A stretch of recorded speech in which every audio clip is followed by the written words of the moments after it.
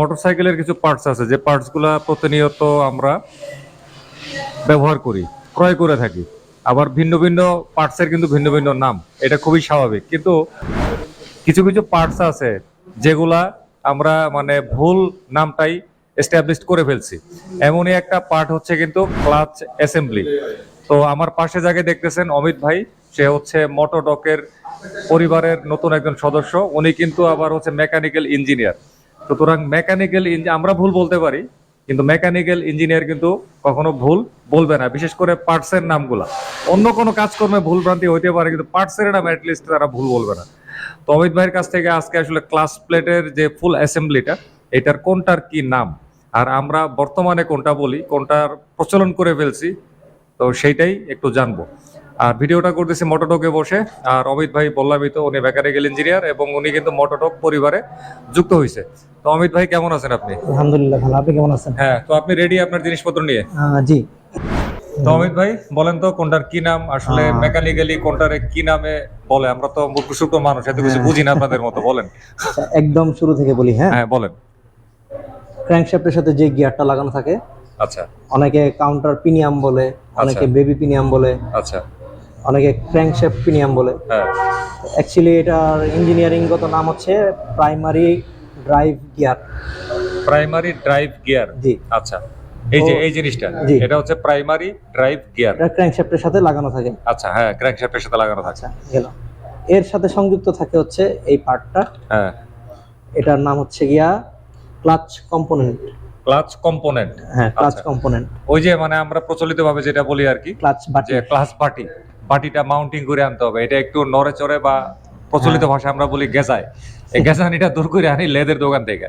তো এটার কি নাম বলছেন? Clutch component. ক্লাচ কম্পোনেন্ট এটা আসলে দুই তিনটা এলিমেন্টের সাথে তৈরি।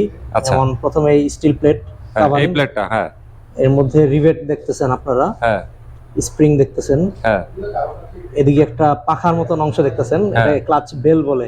Clutch bell. ক্লাচ বেল মানে এই যে অ্যালুমিনিয়ামের যে পার্টটা, এটা হচ্ছে ক্লাচ বেল। আচ্ছা, আচ্ছা। আর এই যে গিয়ারটা, হ্যাঁ, এটাকে বলে প্রাইমারি ড্রিভেন গিয়ার। এটা হচ্ছে ড্রাইভ, এটা হচ্ছে ড্রিভেন। ড্রিভেন কারণ ও চালায়, ও চলে। আচ্ছা, আচ্ছা, এইভাবে এখানে ক্র্যাঙ্কশ্যাফটের পাওয়ারটা আছে, ও মুভ করে, ও ঘুরে। আচ্ছা, আচ্ছা, আচ্ছা, বুঝতে পারছি। এটা হচ্ছে ড্রাইভ আর এটা হচ্ছে ড্রিভেন। আচ্ছা, আচ্ছা, আচ্ছা, দারুণ, খুব ইন্টারেস্টিং নাম। মনে থাকবে কিনা আমি জানি না। এই দুইটা কম্পোনেন্টের মাঝখানে রাবারের ড্যাম্পার থাকে। রাবার না, অ্যাকচুয়ালি ওটা হচ্ছে আপনার কম্পোজিট ফাইবার। আচ্ছা, একটু ফ্লেক্সিবল রাখা হয় যাতে আপনার, ধরেন আমি রেডি অ্যাক্সেলারেশন দিলাম, তখন ওই হ্যাচকা টানটা ওই রাবারটা শোষণ করে, তা না হলে এই বেলগুলো ভেঙে যাবে। ওই রাবারটা তো একসময় ক্ষয় হয়, দুর্বল হয়, আমরা ওই যে মাউন্টিং করে তখন রিপ্লেস করে বা রিপেয়ার করে আর কি। আচ্ছা, আচ্ছা, বুঝতে পারছি। আচ্ছা, যাই হোক, তো এরপরের পার্ট, এরপরে আমরা ক্লাচ অ্যাসেম্বলির দিকে চলে যাই। আচ্ছা, আচ্ছা। অ্যাসেম্বলির যে প্রাইমারি বা শুরুর যে অংশ, এটা হচ্ছে আপনার ইয়ামাহা বাদে হন্ডা, তারপরে টিভিএস, বাজাজ, যেটাই বলেন, কমন যে মডেলগুলা, ওদের অংশের প্রথমেই থাকে হচ্ছে গিয়া ক্লাচ সেন্টার। ক্লাচ সেন্টার, জি, এটা হচ্ছে ক্লাচ সেন্টার। আচ্ছা, আমরা তো এটা ক্লাচ বাটি বলে ফেলাই। হ্যাঁ, এটা আমরা সেন্টার বাটি বলি, অনেকে ক্লাচ বাটি, এক একজন এক এক ভাবে করে। মানে অ্যাকচুয়ালি নামটা কি বলা যায়? সেন্টার। Clutch centre. আচ্ছা, আচ্ছা, মানে এটা ক্লাচটাকে সেন্টার করতে একদম সেন্টারে থাকে। একদম সেন্টারে থাকে। আচ্ছা, বুঝতে পারছি। আচ্ছা, এরপরে যে অংশটা বসে এই ফাইবারের মতন, জি, এটাকে তো আমরা ক্লাচ প্লেট বলি। এটাকে ক্লাচ প্লেট বলে আসলে লোকালি, প্রচলিত করে ফেলছি আর বলতে বলতে। শুধু আমাদের দেশে না, বিদেশেও এটা ক্লাচ প্লেটই বলে। আচ্ছা, আচ্ছা, আচ্ছা, অনেক ভালো ভালো বিউটি ভিডিওতে দেখছি এই ক্লাচ প্লেট। অ্যাকচুয়ালি এটা হচ্ছে ফ্রিকশন প্লেট। আচ্ছা, ফ্রিকশন প্লেট। ফ্রিকশন প্লেট কারণ এটার মধ্যে ফ্রিকশনাল বা ঘর্ষণ হওয়ার এলিমেন্ট আছে। আচ্ছা, কর্ক বা পেপার বেসড এলিমেন্ট দিয়ে, এই যে খাঁচকাটা আছে। জি জি, এই যে দেখেন কর্কের মতন উঁচা উঁচা অংশগুলো, এগুলা ফ্রিকশন প্লেট। এই ফ্রিকশন প্লেটের পরে যে ভিতরে খাঁচকাটা অংশ থাকে, এটাই অ্যাকচুয়ালি ক্লাচ প্লেট। এটারে তো আমরা বলি যে প্রেসার প্লেট বলি আমরা, রাইট? এটা অ্যাকচুয়ালি ক্লাচ প্লেট বলে, এই যে এটার সাথে ঘষা থাকে। তো এই এলিমেন্টগুলো, এই যে গোলাকৃতির যে ধাতব পদার্থের যে জিনিসটা, যেটারে আমরা প্রেসার প্লেট বলি, এইটার আসল নাম হচ্ছে কিন্তু ক্লাচ প্লেট। হ্যাঁ, এটাই হচ্ছে ক্লাচ প্লেট, আর এইটা হচ্ছে ফ্রিকশন প্লেট। এইটারে আমরা বলে ফেলতেছি ক্লাচ প্লেট। এটা আসলে প্রচলিত হয়ে গেছে, অরিজিনাল নাম কিন্তু এইটাই।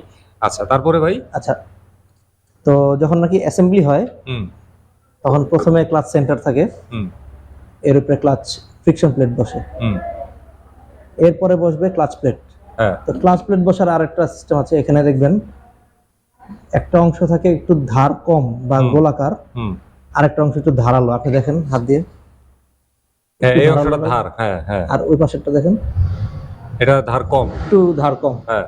যে অংশটা ধার কম সেই অংশটা ক্লাচ সেন্টারের আউটার দিকে থাকবে। আচ্ছা আচ্ছা। এদিকে ধার কম, এটা বসবে এইভাবে, বুঝতে পারছি। আর এদিকে ধার বেশি, এটা বসবে পিছনের দিকে। আচ্ছা আচ্ছা। এভাবে একটা একটা করে অ্যাসেম্বলি করে ফেলবো আমরা। হ্যাঁ, আচ্ছা আচ্ছা।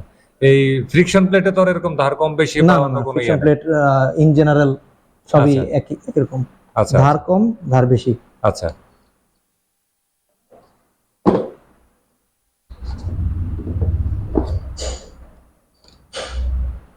এটা আসলে নতুন বাইক ডিসঅ্যাসেম্বলি করেই দেখা গেছে যে এই জিনিসটা থাকে। আচ্ছা আচ্ছা আচ্ছা, এই ফরম্যাটই থাকে। আচ্ছা, আপনি মেকানিক্যাল ইঞ্জিনিয়ার পড়াশোনা করছেন কোথায় ভাই? আমি আসানুল্লাহ ইউনিভার্সিটি থেকে। আসানুল্লাহ ইউনিভার্সিটি। কবে বের হইছেন? আমি 2017 এর শেষের দিকে বের হইছি। আপনার ওয়ার্ক এক্সপেরিয়েন্স আছে তেমন? আমি ইয়ামাহাতে সার্ভিসে ছিলাম 3 মাস ক্যাজুয়াল স্টাফ হিসেবে। আচ্ছা। এরপর আমি বাংলাদেশ হন্ডাতে জব করছি। আচ্ছা আচ্ছা, ওখানে আমি কিউসি তে ছিলাম। আচ্ছা আচ্ছা আচ্ছা আচ্ছা, তো এরপরে আচ্ছা ওইটা কি, ওইটার নাম তো বললেন? হ্যাঁ, এটা হচ্ছে গিয়ে প্রেসার প্লেট। আচ্ছা, এইটা হচ্ছে প্রেসার প্লেট। আর আমরা ওই যে ওই গোল রিংটারে বলে ফলাইতাম হচ্ছে প্রেসার প্লেট।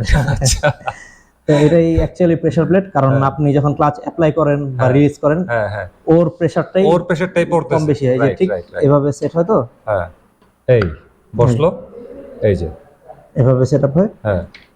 তো আপনি যখন এখানে সেট হয়, এটা স্প্রিং লোডেড থাকে। তো স্প্রিং গুলো ওকে সবসময় চাপ দিয়ে রাখে।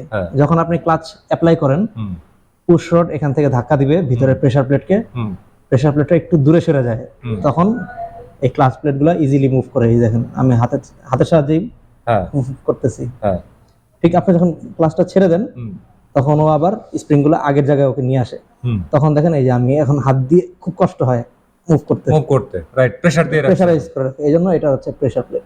এই অংশটা প্রেসার। এই হচ্ছে গিয়ে ক্লাচের বেসিক এলিমেন্ট। আচ্ছা, আরেকটা জিনিস বলেন, আমরা তো যখন মানে ক্লাচ প্লেট দুর্বল হয় বা একদমই ড্যামেজ হয়ে যায়, তখন সবগুলা ফ্রিকশন প্লেট, সবগুলা ক্লাচ প্লেট সমানভাবে ক্ষয় হয় নাকি কোনোটা কম কোনোটা বেশি, কোনোটা একেবারেই যায়, এরকম কি কোনো ফ্যাক্টর কাজ করে? হচ্ছে গিয়ে যখন নাকি অল্প অল্প দুর্বল হয় ক্লাচ সিস্টেমটা, আপনি যখন ফিল করতে পারেন যে কিছুটা দুর্বল হয়েছে, তখন মূলত এই যে ফাইবার গুলা, যে এগুলো ফ্রিকশন প্লেটের ফাইবার, ফ্রিকশন প্লেটের ফাইবার গুলো হার্ড হয়ে যায়, স্লিপ করে একটু, হালকা হালকা স্লিপ করে, যার কারণে আপনি পুরোপুরি বুঝতে পারেন না যে আসলে দুর্বল হয়ে গেছে কি না।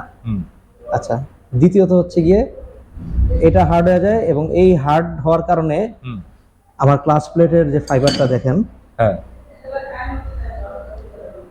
ম্যাটেরিয়ালটা একটু খসখসে, স্মুথ না। একটু খসখসে লাগে। লাগে। এটাই হচ্ছে গিয়ে আপনার ধরেন আমার এই হাত যদি ক্লাচ প্লেট হয়, এটা যদি ফ্রিকশন প্লেট হয়, এই খসখসে অংশ এগুলা আর ফ্রিকশন প্লেটের ফ্রিকশন এগুলা একটা কম্বিনেশন থাকে ধরে রাখার। তো আমার হাতের এগুলো যখন স্মুথ হয়ে যাবে, পিছলাবে, তখন তো স্লিপটা করে। এই কারণে স্লিপ করতে করতে হয় কি, ক্লাচ প্লেটের এই ফ্রিকশনাল অংশগুলা, যেমন খসখসে অংশগুলা, দেখবেন যে ব্লেডের মতো ধার হয়ে যায় বা পলিশ হয়ে যায়, রাইট। দেখবেন এই দাঁতগুলোর কালার একরকম, মাঝখানে এই রিংটার কালার অন্যরকম হয়ে যায়, রাইট। তখন দুইটাই চলে যায় আসলে। তখন আমাদেরকে বেস্ট হয় কম্বিনেশনটা চেঞ্জ করে ফেললে। আচ্ছা, মানে ফুল শুধু সেটটা ফ্রিকশন না, শুধু ক্লাচ প্লেট না, পুরোটাই। আচ্ছা আচ্ছা, এখন আমি আপনাকে যেটা বলছি, এর অ্যানসারটা আমি এখনো পাই নাই। সেটা হচ্ছে ক্লাচ প্লেট আর প্রেসার প্লেট, সরি, মানে ফ্রিকশন প্লেট আর হচ্ছে ক্লাচ প্লেট, এই আমার কারো 5টা গিয়ার, কারো 6টা গিয়ার, ওই অনুযায়ী তো থাকবে। এখন আপনার মানে সব ক্লাচ প্লেট বা ফ্রিকশন প্লেট এর কি সমান হারে ড্যামেজ হয় নাকি কোনোটা কম কোনোটা বেশি এরকম হয়? হ্যাঁ, এটা ভালো একটা কোশ্চেন করছেন। মেইনলি বেশি ড্যামেজ হয় হচ্ছে গিয়ে ক্লাচ সেন্টার এবং প্রেসার প্লেট, এই দুই দিকের এলিমেন্টগুলো। যেমন এখানে যদি 1 ধরেন, এখানে 5 ধরেন, 5টা যেহেতু 1 আর 5 বেশি ক্ষয় হবে। আচ্ছা, এক কারণ আর 5 বেশি ক্ষয়। আচ্ছা, হ্যাঁ, কারণ প্রেসার প্লেটের সাথে সরাসরি 5 নাম্বারটা সংযুক্ত। হ্যাঁ ওর স্লিপেজ হলে সবার আগে 5 নাম্বারের সাথে প্রেসার প্লেটের স্লিপেজ হয়, হ্যাঁ। আর এদিকে প্রেসারটা কম বেশিটা বেশি হয়। মাঝখানে যারা আছে এরাও ক্ষয় হয়, বাট অতটা রিমার্কেবল না। আচ্ছা, শুরু শেষ। এই কারণে দেখবেন যে যখন নাকি এই এলিমেন্টগুলো ক্ষয় হয়ে যায়, দেখবেন এটা ক্ষয় হয় বেশি, প্রেসার প্লেটটা ক্ষয় হয়, এবং ক্লাচ সেন্টারটাও এদিক দিয়ে ক্ষয় হয়। হ্যাঁ, এই দুটোর উপরে প্রেসারটা বেশি পড়ে, এবং ওদের সাথে অ্যাসোসিয়েটেড 1 নাম্বার বা 5 নাম্বার যেটাই বলেন, ওরা একটু বেশি ক্ষতিগ্রস্ত হয়। আচ্ছা আচ্ছা, এখন তাইলে তো আমরা তো তাইলে ফুল সেট পরিবর্তন না কইরা যেটা বেশি ক্ষতিগ্রস্ত হয় ওইটা বদলালেই হয় নাকি? এরকম কি কোনো? না, সেই ক্ষেত্রে হয় কি, বাজেটের ইস্যু থাকলে আলাদা কথা। আচ্ছা, বাট আপনার যদি প্রিপারেশন ফুল থাকে, সেক্ষেত্রে আমি প্রেফার করি এই পুরো অ্যাসেম্বলিটা চেঞ্জ করে ফেলতে, যদি অ্যাভেলেবল পাওয়া যায়। আচ্ছা আচ্ছা, হ্যাঁ, তাহলে আপনি পরিপূর্ণ পারফরম্যান্স পাবেন। আচ্ছা আচ্ছা, এই হচ্ছে মানে রিপেয়ারিংটা বা ওই যে গোজামিলটা এটা রিকমেন্ড করেন না? রিকমেন্ডেড না, তবে মানে বাজেট কাজ চালানো। হ্যাঁ, আচ্ছা, সেক্ষেত্রে ঠিক আছে। বুঝতে পারছি। অনেকে হয় কি, আপনার প্রেসার প্লেট, তারপরে ক্লাচ সেন্টার হ্যাঁ, ক্ষয় হয়ে গেলে এখানে ওই যে অ্যালুমিনিয়ামের ঝালাই করে, হ্যাঁ, দেখবেন বিভিন্ন মানে মাল ধরায় পলিশ করে, যেটা বলে আর কি, রাইট? হ্যাঁ হ্যাঁ, সেটা করলে ঠেকা কাজ চলে, বাট অ্যাকচুয়ালি কিন্তু ওই যে ঝালাই করে যে অ্যালুমিনিয়ামটা ঢালে, ওইটার যে র ম্যাটেরিয়াল আর এটার যে বেস ম্যাটেরিয়াল এক না কিন্তু। আচ্ছা, আপনি দেখবেন ওইটার কালার একদম সাদা থাকে, আর এটা দেখেন একটু ফ্যাকাশে কালার, ফ্যাকাশে, রাইট। এটা হচ্ছে হাই পারফরম্যান্স অ্যালুমিনিয়াম, এটা বিভিন্ন সংকর ধাতু দিয়ে তৈরি, আর ওইটা হচ্ছে র অ্যালুমিনিয়াম। ওইটা ঢালার পর দেখবেন বিভিন্ন জায়গায় ফাটল থাকে, তারপরে একটু অমসৃণ থাকে, গর্তের মতো একটু, ওইটা তাড়াতাড়ি ক্ষয় হয়ে যায় আসলে। আচ্ছা আচ্ছা, মানে ওই যে মাল ধরায় পলিশ করে যেটা, ওইটা করা যাবে না? করা যাবে না তা না, বাট মানে আপনার পারফরম্যান্সটা আপনি এক্সপেকটেশন অনুযায়ী পাবেন না। আচ্ছা আচ্ছা, এই হচ্ছে গিয়ে ফ্যাক্ট। তো যাই হোক, অমিত ভাইয়ের কাছ থেকে আজকে অনেক কিছু শুনলাম। আমি মানে শিওর, আমি এই চেয়ার থেকে উঠে যাওয়ার পরে আমাকে যদি কেউ জিজ্ঞাসা করে যে এগুলার কোনটার নাম কি, আমি বলতে পারবো না। তখন আমার এই ভিডিওটা প্লেব্যাক করতে হবে, কইরা তারপরে শুনে শুনে বলতে হবে। যাই হোক, বাসায় গিয়ে ভিডিও আরো শুনবো, এডিট করার সময় শুনবো, পরবর্তীতে আবারও শুনবো। তো আপনারাও আশা করি এটার নাম এইভাবে মুখস্থ করে ফেলবেন, সুবিধা হবে আর কি। আমরা মানে কাজ করতে হবে হাতে ধরে, এরকম করার প্রয়োজন নাই, বা আমাকে মাল বেচতে হবে এই উদ্দেশ্যে আমার এটা জানতে হবে, বিষয়টা তা না। আমি যেহেতু বাইক চালাই আর আমার বাইকে যেহেতু এগুলো আছে, সুতরাং নামটা যদি আমরা জেনে রাখি, নিজের কাছে কিন্তু একটা ভালো লাগা কাজ করে, এই আর কি। তো যাই হোক, তাহলে আজকে এই কারিগরি বিষয়ক কন্টেন্টটা শেষ করে দিচ্ছি। তো অমিত ভাইকে নিয়ে ফাঁকে ফাঁকে আসবো এরকম অজানা অনেক বিষয়, যেহেতু উনি মেকানিক্যাল ইঞ্জিনিয়ার, সুতরাং এগুলা উনি নির্ভুলভাবে বলতে পারবে এবং খুবই বেস্ট ভাবে বলতে পারবে। তো সবাই ভালো থাকবেন, আজকে বিদায় নিলাম, খোদা হাফেজ।